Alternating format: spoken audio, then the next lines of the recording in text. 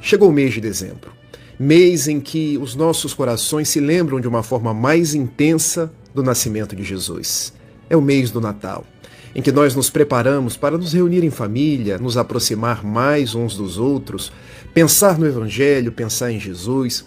É bem verdade que para pensar em Jesus nós pensamos todos os dias, mas na ocasião do Natal, nós entramos numa faixa de vibração, de sintonia, que possibilita que as energias do alto se aproximem de uma forma mais intensa de nós. Nós vamos, nesse mês de dezembro, relembrar 4 personagens evangélicas, falando de suas ligações com Jesus, como uma forma de homenagearmos o grande aniversariante, Jesus. E a primeira personagem, Joana de Cusa. O nosso programa de hoje intitula-se Jesus e Joana. Conta Humberto de Campos, no capítulo 15 do notável livro Boa Nova, psicografia de Francisco Cândido Xavier, livro este que eu recomendo a leitura. Quem ainda não leu, leia. Quem já leu, leia uma segunda vez. E que nós possamos cada vez mais estudar essa obra, porque essa obra é fantástica. Dentre as mulheres que acompanhavam Jesus, e isso está no Evangelho de Lucas, igualmente, lá no capítulo 8, havia Maria de Magdala, havia Susana, e havia uma em particular chamada Joana. O nome dela, Joana de Cusa, porque era esposa de Cusa, uma espécie de funcionário de Herodes Antipas. Herodes Antipas era um preposto que tomava conta ali da região da Galileia, porque quando o rei Herodes morreu, o rei Herodes Grande, o território foi dividido entre os seus filhos, Herodes Antipas, Herodes Arquelau, Herodes Filipe. Depois Herodes Arquelau, ele era tão autoritário que ele foi substituído por uma espécie de governador direto de Roma, que nós conhecemos por Pôncio Pilatos. Então, rememorando, Cusa era um funcionário de Herodes Antipas, que governava ali na Galileia. E Joana, olhando para o seu marido, via um homem autoritário, um homem muito voltado à materialidade, aos interesses imediatos. E ela, uma mulher nobre, uma mulher como não se via naquela época. E ela aproximou-se de um homem, vindo de Nazaré, um homem que trazia uma doutrina diferente, que falava de amor, que falava de paz, que falava de imortalidade, e ela quis ir ao encontro de Jesus. E esse encontro foi feito porque ela, ali na cidadezinha de Cafarnaum, vai até a casa de Simão Pedro para conversar com Jesus. E lhe narra os seus dramas íntimos, as suas dificuldades, fala do seu marido e, sobretudo, ela, Joana, fala da vontade de seguir Jesus. Mestre, eu quero seguir contigo, porque descobri na sua doutrina algo que dá perfume à vida, dá valor à existência, deixa-me ser uma das suas. Mas Jesus conversando com ela, mas minha filha, hoje você tem família, você tem o seu esposo, tem os seus afazeres, e ela narra das dificuldades com o seu marido, dizendo quem era Cusa, dizendo das suas obrigações com o governante Herodes Antipas, e que ela queria uma vida diferente. É quando Jesus fala que nós temos as nossas obrigações enquanto nós somos pessoas no mundo. Jesus lhe diz ao coração que, naquela vida, ela precisava ser esposa, ela precisava ser mãe, ela precisava cuidar da família. Porque quando estamos no mundo, nós temos igualmente as nossas obrigações de natureza familiar, enquanto esposo, enquanto esposa, enquanto pai, enquanto filho, e que ela não deveria simplesmente, vamos colocar assim, afastar-se do seu marido pelo ideal do Evangelho, que ela poderia permanecer no lar e trazer o ideal do Evangelho para dentro do lar. Eu tenho sempre muito cuidado quando eu falo da vida de Joana, para que ninguém interprete na minha fala algo que não esteja ali no Boa Nova. O que Jesus estava dizendo para ela? Você não precisa sair da sua casa para seguir-me. Você pode, dentro da sua casa e com seu esposo, me seguir-me. Porque a doutrina do Evangelho é, onde nós estivermos, nós somos arautos do bem. Então, Joana, floresça onde você estiver plantada. Era a mensagem de Jesus. Mas ela, será que eu posso impor o Evangelho ao meu marido?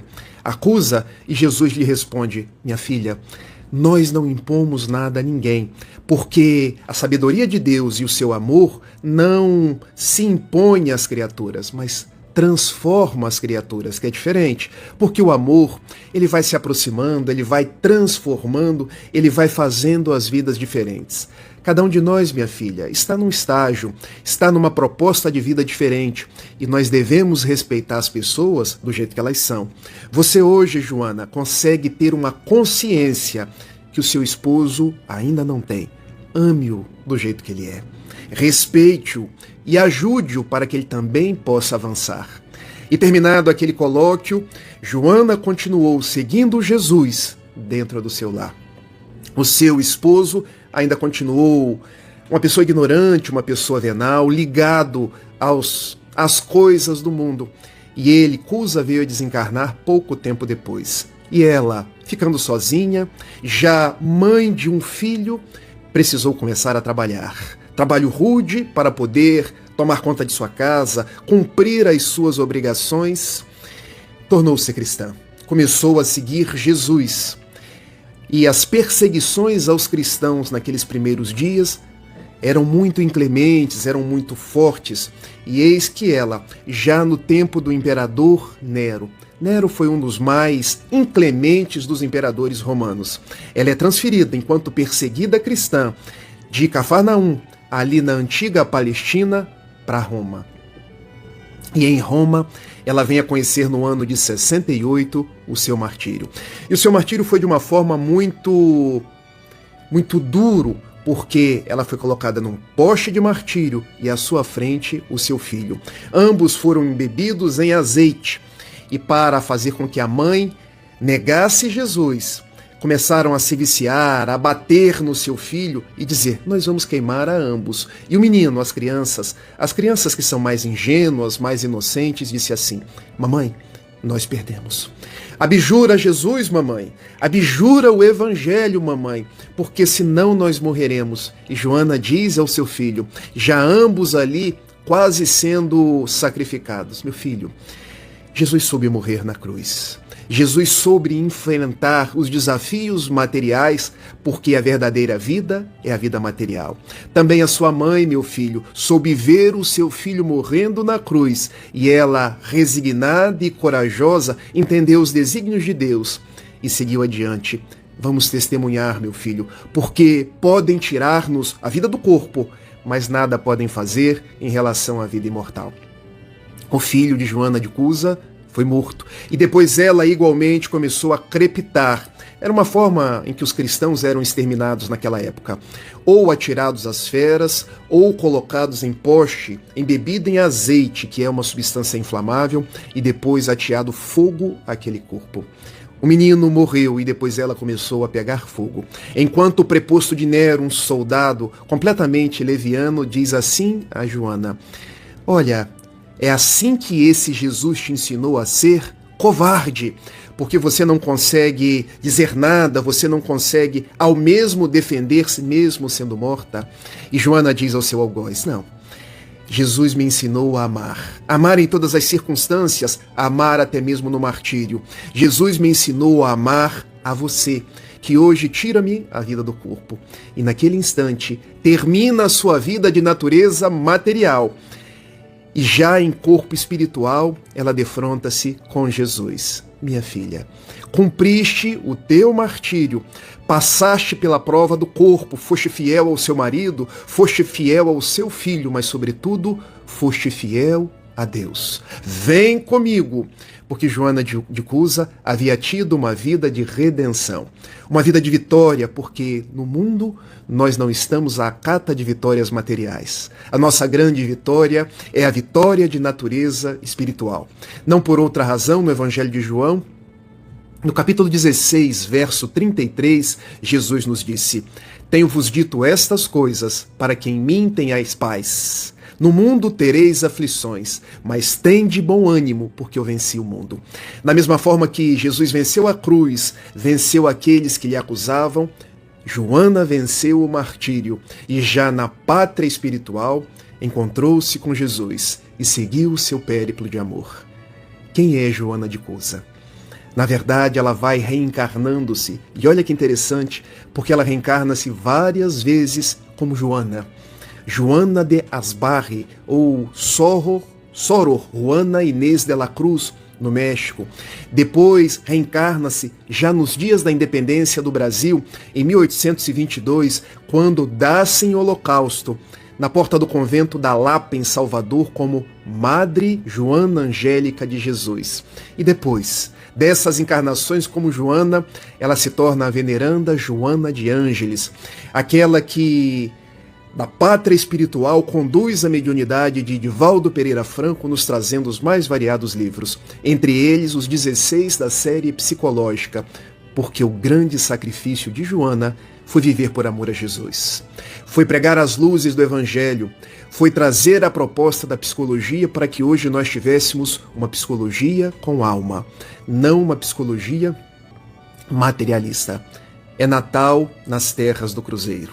É Natal nos dias do mundo e nós nos lembramos de Jesus e daqueles que são os seus amigos mais diletos.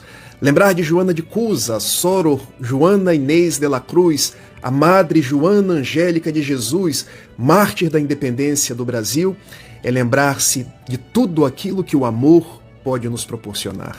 Meus amigos, por ocasião desse Natal, vamos propiciar que Jesus renasça nas nossas vidas e, à semelhança de Joana de Cusa e Joana de Ângeles, vamos aprender a amar, aprender a servir, aprender a fazer todo o bem que estiver ao nosso alcance. Que nós possamos ter um mês de muitas bênçãos, de muita proximidade uns com os outros, que nós possamos entender que estamos no mundo por um grande compromisso de amor. Vamos orar. Ó Mestre, nós nos lembramos de Joana de Cusa, do seu sacrifício por amor, da sua vida de renúncias, e nós nos entregamos em suas mãos. É bem certo que hoje não precisamos mais dar-nos em holocausto nos circos romanos, mas podemos vencer o orgulho, vencer o egoísmo, para, no lugar destes, colocar o amor como proposta de vida. Ensina-nos a viver em paz. Ensina-nos a amar tanto quanto nos seja possível. Ensina-nos a seguir o exemplo de Joana de Cusa, de Joana de Ângeles, e a seguir em frente. Nós te pedimos, esteja conosco neste mês de dezembro, esteja conosco por ocasião de mais um Natal. Abençoe a cada um de nós, abençoe os nossos familiares, os nossos amigos, abençoe os queridos Rubens, Divina, os meninos da Web Rádio Fraternidade, dai-nos a tua paz. Muito obrigado por tudo, que assim seja. Meus amigos, no mês de dezembro teremos mais 3 personagens do Evangelho. Um beijo grande e até semana que vem. Tchau, tchau.